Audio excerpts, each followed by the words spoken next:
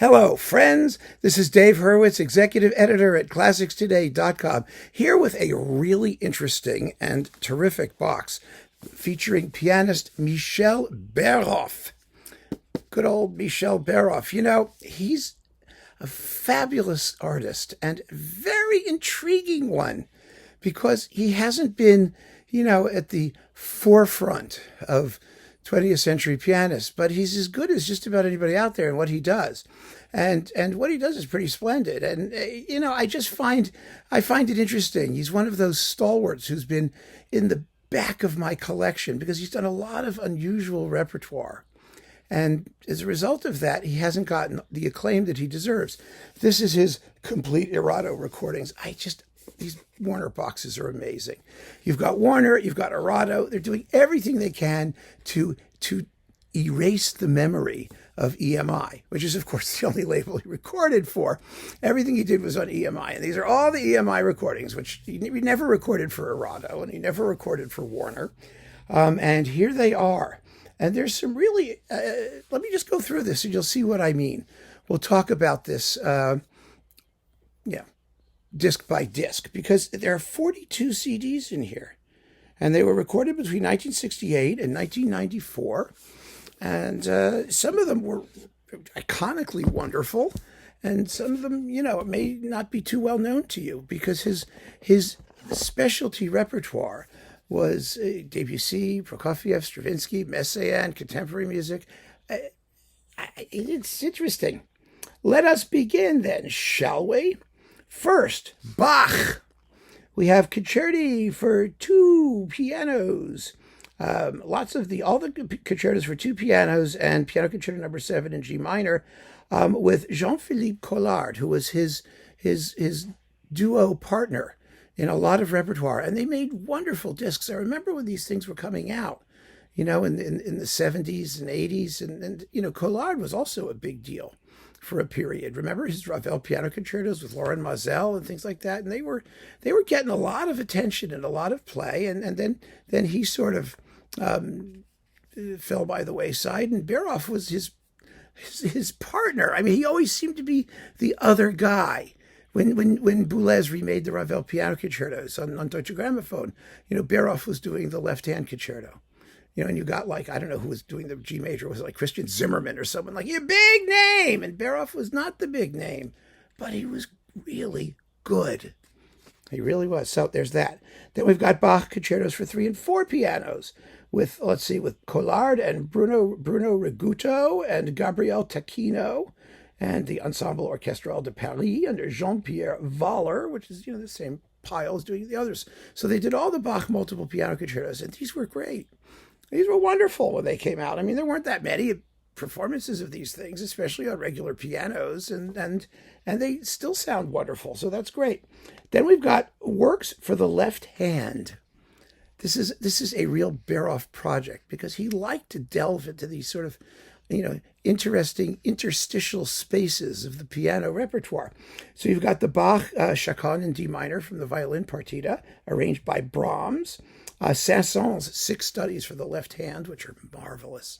Saint-Saëns' piano music is so cool, and nobody knows it. Bartók's study for the left hand from 4 pieces for piano. Scriabin's 2 pieces for the left hand, opus 9. And Chopin, 7 etudes for the left hand, arranged by Godowsky. Yeah, what a cool record, isn't it? I mean, doesn't that sound nifty? Then he did a whole bunch of Bartók. There are 2 discs of Bartók, the Piano Sonata, En Plein Air, the suite there, that thing, and the Hungarian peasant songs, and bits of Macrocosmos and For Children, and his Sonatina. They're very nicely done. Béroff could play what you might call bangy piano music without banging.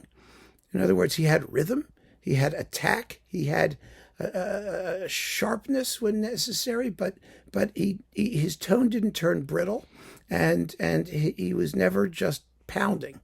There was always music. Yes, in everything that he did. So that's great. Then we've got Brahms, the Hungarian dances with Jean-Philippe Collard. That was like a reference version of these works for a while. For a while anyway. I mean, there weren't, like I said, hundreds of them out there, and it was a beautiful, beautiful version. Then we've got More four-hand music with Collard. The 16 Waltzes, Opus 39, for piano four hands. The Liebeslieder Waltzes for piano four hands. And the Variations on a Theme by Schumann for piano four hands. Beautiful performances. Lovely, lovely performances. He did the Brahms violin sonatas with Augustin Dumay, a wonderful selection or series of Brahms violin sonatas. Dumay is a terrific violinist. I mean, he really is. And these were very highly acclaimed when they came out. They were well reviewed. I mean, I had them in my collection for, I don't know, they're probably still downstairs somewhere, hopefully. And the Variations on a Theme by Schumann, again for piano four hands, with Jean-Bernard Palmier. He did it twice. And it was really nice of him to do all that stuff. Then we've got his Debussy. Now, he did 2 complete cycles of Debussy piano music. This first one was on EMI, and then he remade them all for Denon. And they're both very good. They really are. And I had some of the Denon ones back in the early days of CD, when there wasn't so much available. And I didn't really know who Béroff was as well as I do now. So I didn't keep the Denon ones, and I kept these. But as I recall, and I'm going by memory here, they were both very good. And I have a slight preference for the earlier cycle, probably because I'm more familiar with it. I mean, that's how it often works. But he was a terrific Debussy pianist. He was not a fuzzy, fluffy, impressionistic, chord guy. He was more of a line guy, and Debussy was a chord guy composer. It's always interesting when people go a little bit outside their general fach. I mean, Debussy works quite well when he's played by a sensitive line guy, and there are wonderful things in here. He's very good at late Debussy. The etudes are particularly powerful and exciting, but the preludes are really, really good. Pour the Piano is lovely. The Children's Corner is perky and peppy and a little bit more spiky than we normally hear it. Very different from someone like Michelangelo, who's all blend and whatnot. Here, Dr. Gratis at Parnassum has that more of a neoclassical spiky quality that I really like, because that's how I sounded when I played it, badly, I might say. But these are fine performances. An excellent and distinctive Debussy pianist. So that's really great. And you have him doing Debussy songs, melodies with Barbara Hendricks. That's always was in that, EMI complete Debussy melody set. Remember those? And it's very, very fine. Of course, in the booklet here, you don't get texts and translations. French piano duets. You ready for this? Dukas, Sorcerer's Apprentice. Bizet, Jeu d'Enfant, Debussy, Prelude to the Afternoon of a Faun, version for 2 pianos, and 2 nocturnes, version for 2 pianos, arranged by Ravel, and Ravel's Rhapsody Espagnole with Collard. Wonderful! I particularly like The Sorcerer's Apprentice because it's so rhythmically tricky, and you get to hear all of the intricacy without all of the gorgeous orchestration, and it has a very modern sound when it's done that way. It really does. It's fascinating. Then we've got the Dvorak Complete Slavonic Dances with Collard in the piano versions, which is just wonderful. Then there was that terrific set he did. He did a bunch of things with the Leipzig Gewandhaus and Court Mazur. So Liszt piano concertos and the Schubert Liszt Wanderer Fantasy. I mean, there was a time when that was the only version out there. You really couldn't get it. Thank God it was such a good one. And the Polonaise Brillante, Le Hilarité for piano and orchestra by Weber, transcribed by Liszt. So that's all really, really cool. And then you've got his other piano and orchestra pieces, the Fantasy on Hungarian folk themes, and the Ruins of Athens Fantasy, and the Grand Fantasy Symphonique on Lelio by Berlioz, Malediction, and the Totentanz. These are all first-class Liszt performances. They really are. They're excellent. And Mazur, who did all the Liszt tone poems and all that, he was very good at that stuff. He was a no-nonsense, let it happen Liszt guy, and it's wonderful with the Gewandhaus, which was really in good form then. Wonderful series. And when you wanted the complete Liszt piano music before Leslie Howard came along and all these other people, this is what you got. And thank God we could get it. It wasn't always easily available. You had to find it as an import or on strange budget lines and whatnot, but it was there, and it was first class, and it got Béroff's name out there. And I really, I had this set for centuries. I really did. It's just wonderful. Then we've got Messiaen. Now, Béroff is, I mean, still around. I said was. When I use the past tense, let me make it clear, it doesn't mean he's dead. It means the records were made in the past tense. They're already done. They're not like new things. So, just so you know. So he was a great Messiaen pianist. That was one of his real specialties. And you've got the 20 Regards sur l'Enfant Jésus, wonderful recording of that. The 8 Preludes and the 4 Etudes de Rythme, which are, let's see, CD 22 we're up to, and the Quartet for the End of Time, with Eric Grunberg, violin, Gervais de Payer, clarinet, and William Pleath, cello. Wonderful, wonderful assortment of players. And of course, the version by Tashi kind of like blew everybody else out of the universe when that came out with Peter Serkin. But this was really very, very fine as well. Then he was the pianist in the Andrei Previn Tarangalela Symphony. It wasn't Ivan Loriot. It was Béroff, who was the fabulous pianist in the Previn Tarangalela Symphony, which is one of the great recordings of the work. And of course, you have Ivan Loriot and Martinet, playing the electronic thing. It's terrific, absolutely terrific. And a lot of us got to know him from that recording, actually. Then we've got Darius Milhaud, Paris Suite for 4 pianos, with a wonderful collection of pianists, Collard, Christian Ivaldi, and Noel Lee. I remember Noel Lee, too. And the Carnaval d'Aix, Fantasy for Piano and Orchestra, with Prêtre and the Orchestra Philharmonique de Monte Carlo. And there he is, Mr. Béroff, when he was a kid. And the Carnival of the Animals. That's a terrific performance. The chamber version with Collard. I have it down here in its separate disc there. Mussorgsky. He spent a lot of time working on Mussorgsky, not just pictures at an exhibition, which he does very, very well, but also all of the other piano stuff. I mean, there's a lot of things here. Oh my goodness. Turkish March, Scherzo in B flat, From Memories of Childhood, Intermezzo in B minor, La Capricieuse, Scherzo in C-sharp minor, Impromptu Passionné, Pictures from Crimea. When was the last time you heard that? The Une Larme and Au Village, the Gopak, and yeah, okay. Then we get Prokofiev. Prokofiev was one of his major people. He did all the concertos with Mazur, a very good cycle. And this is one of those cases where, EMI France was a separate entity, just like France was like a separate entity within NATO or didn't join NATO or whatever. There was they had the Charles de Gaulle attitude, and there was always this tension between EMI in the UK and EMI France. I mean, when stereo first came in, EMI UK would not give EMI France stereo equipment because they wanted to have the upper hand. I mean, it was a very strange relationship and not entirely congenial. And so the French wing of the major record labels had always had a certain amount of independence, but they didn't have the marketing clout that the English universe had. And so he did this fabulous Prokofiev piano concerto cycle. He also did, the Vision Fugitive, the Fugitive Visions. There we go. Vision Fugitive. And the Kovalevsky Second Piano Sonata. And actually, he did the Prokofiev Vision Fugitive a couple times, it seems. And he did a bunch of piano sonatas. Numbers 3, 7, and 6, which are terrific. The violin sonatas with Pierre Amoyal. It's wonderful. The overture on Hebrew themes. Piano. He also did piano sonatas. 1, 2, 3, 6, and 7. That's what he did. Then all 5 piano concertos and the overture on Hebrew themes.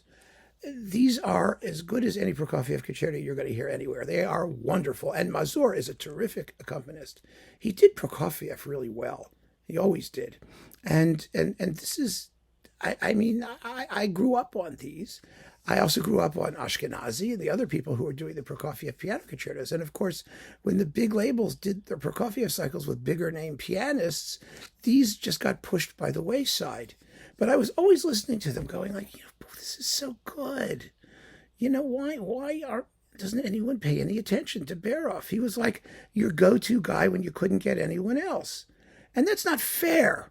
I mean, it's not fair. It doesn't accurately represent the magnitude of his achievement in music, which for most of us was very, very little known at that time. Before everyone else got their hands on it, and then these things became a dime a dozen. So this is really a very fine Prokofiev cycle. And again, having the Gewandhaus is great. It's an orchestra with a real personality, real character, a characteristic sound in all of this music that you don't hear anymore. You don't even hear it anymore with the Gewandhaus. So there's a lot here to unpack, to enjoy, that your ear can play with when it's listening to. It's wonderful stuff. So his Prokofiev is great. And then we have Ravel, Suite Articulaire, La Valse, version for 2 pianos, frontispiece, and Mother Goose for 4 hands, with Collard, first piano, and Katja Lebec, 5th hand piano in the frontispiece for 2 pianos and 1 hand, which is a very strange modernist piece, an experimental piece. Then he did some Schumann. We have Kreisleriana, the Waldscenen, Humoresque, and the Fantasy in C major, and the violin sonatas with Ulf Hulscher. Oh, he did a bunch of violin sonatas with Ulf Hulscher. That's right. So let's now stick with the piano music. The Fantasy is surprisingly good. Again, he's not one to go in for like German romantic fog any more than he's into, impressionist fuzziness.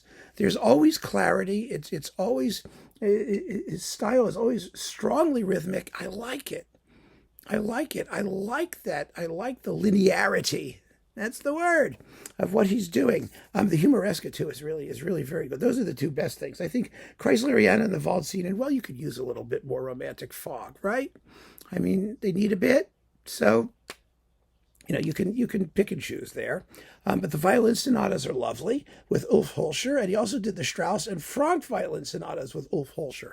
Now, Ulf Hulscher was the Michel Béroff of the German violin school. Now, remember, he did the Korngold violin concerto. He was the guy who did all the interesting violin repertoire that the big names weren't doing. And so to put him together with Béroff made perfect sense. And these are really, really good performances. The Franck will surprise you. I'm telling you, it's really, really fine. Then we've got Stravinsky. He did the complete Stravinsky solo piano music and music for piano and orchestra. And this was also, it was one of those, when you were filling out your Stravinsky stuff, right? And if you didn't have the Stravinsky big box that had all of that other stuff in it, because that was, it came and went. There was a little like twofer, Stravinsky, Oeuvre pour piano, that was on French EMI with Michel Béroff, and I had it. Probably still have it somewhere down there. And it was there. It was the thing that plugged the hole in your collection. And he plugged with distinction. He really did. He really knew how to plug that hole. That didn't quite sound right, did it? Well, the bottom line is he played really good Stravinsky. I mean, this was good for him because it's rhythmic and it's cool and neoclassical, and it really suited his aesthetic predilections. And they just go to town on it. The piano music, the piano works, the Capriccio, the Concerto for piano and winds, and the Mouvement for piano and orchestra are with the Orchestre de Paris and Ozawa. Another record that lasted in the catalog, oh my God, 30 seconds at least. Then we've got CD 41, Szymanowski. Oh my God, with Ulf Hulscher again. You couldn't find any of this stuff before Zimmerman and Kaya Tansowska, came and did the myths and that stuff. And then all of a sudden everyone was like, wow, listen to that, Szymanowski. Yeah. So you've got the myths and the Romance for violin and piano and the Caprices from Paganini and the Nocturne and Tarantella with Ulf Hulscher. Beautiful performances of that. And finally, there's a bonus. You get the Bach Overture in the French style. They were previously unpublished recordings. And Beethoven Sonatas 30 and 31, which are really, really surprisingly good. I mean, this guy was a musician down to his little fingertips. And, I'm not going to go into like ridiculous detail, and everyone will have their favorite Beethovens, I know, and that's a cop-out, I know. He's no Claudio Arrau in the late Beethoven or whoever else you freak out about in late Beethoven, but I just don't have the patience to go there. I enjoyed the recordings, and frankly, they're not the most important things in the box. So I'm not worried about it. It's a nice bonus. I'm just going to leave it at that and suggest that you give this some serious consideration if you are a pianophile, and particularly a collector of these works of Prokofiev and Debussy and Messiaen and the guy had his niche, and he filled it with distinction. And I'm very happy that this box came out, because listening to it again, listening through it again, has been an absolute unalloyed delight. It really has. So keep on listening, friends. Thanks for joining me. Take care.